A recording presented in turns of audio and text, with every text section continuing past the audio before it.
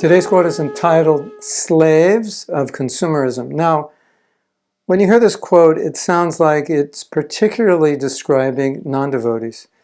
But I think in some ways, it's also describing us because, in a sense, we're slaves of consumerism, if not consciously, then unconsciously, because we've been programmed by consumerism since we were very young, because it's all around us. Everyone is consuming. We hear commercials about consuming. We become envious of people who have more than us. So when you hear the quote and when we discuss it, try to hear it in the sense of looking at yourself and thinking, well, how does this relate to me? Not just that, oh, this is totally relating to everybody in the world who's not a devotee and it doesn't relate to me, because I don't think that's entirely true for many of us. Slaves of consumerism become slaves of debt. Then the slaves of consumerism must create slaves in other countries to produce the goods they buy. Artificial necessities, as Srila Prabhupada calls them. The result is that the average US citizen consumes twice what they did 50 years ago, and most of what they buy they throw away within 6 months. Ads are designed to make us unhappy with what we have.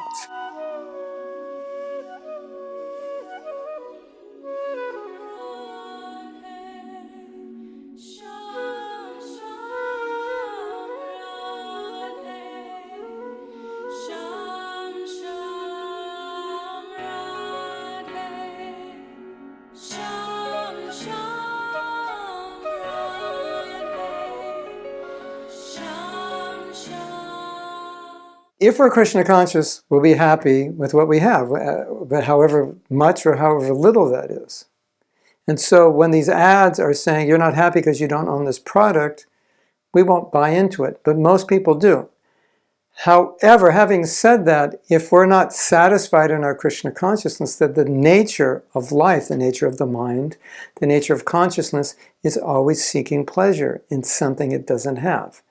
And so if we're not relishing Krishna consciousness, happy with our rounds, happy with the association, relishing Bhagavatam and so forth, some need is not being met, and we're going to try to fulfill that need with stuff. That's how we've been programmed. That's how we've been conditioned. And the irony is we become slaves. Slaves of purchases, thinking we can buy happiness. Then we become slaves of debt, and we create slaves in other countries who will work for very low wages so they can produce products which are affordable for us. Now, this statistic, 6 months after we buy something, at least Americans, we throw it away. It may sound astonishing, and I don't have that statistic in front of me.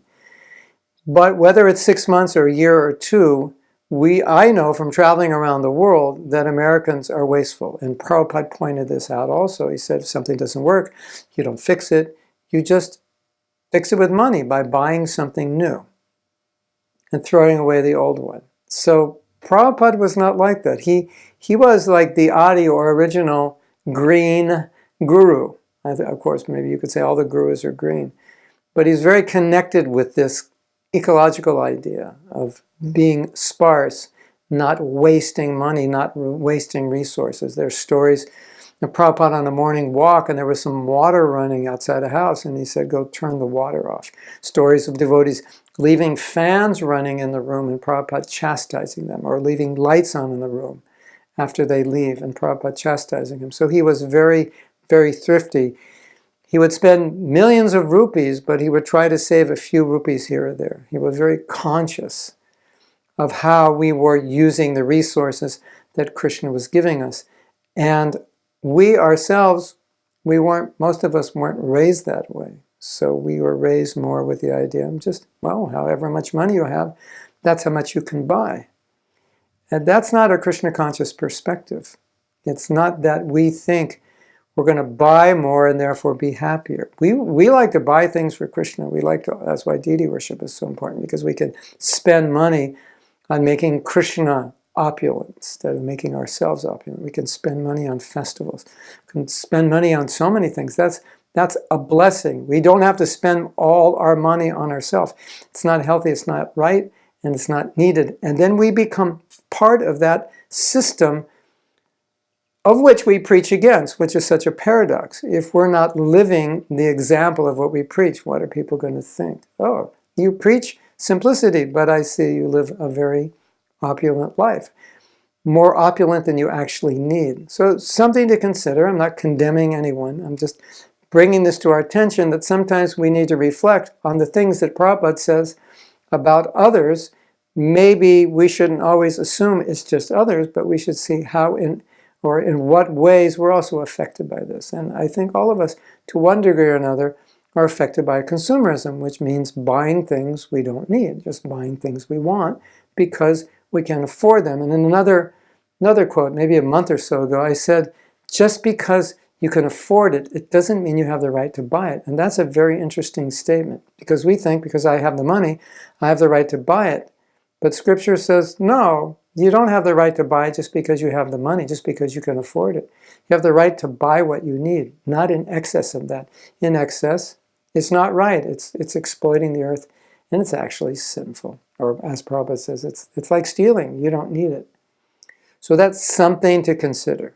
Hare Krishna. If you like this video, you can subscribe below. Also, I'd really appreciate it if you share this video with others, if you comment on it, if you like it, do whatever. You have to click to share it, because I think a lot of devotees would appreciate getting these videos. I try to take our philosophy and put it in a practical way so we know how to apply it in daily activity. And this is one of the services I do, and I want to reach as many devotees as possible. If you can help me, I'd appreciate it so much. Thank you.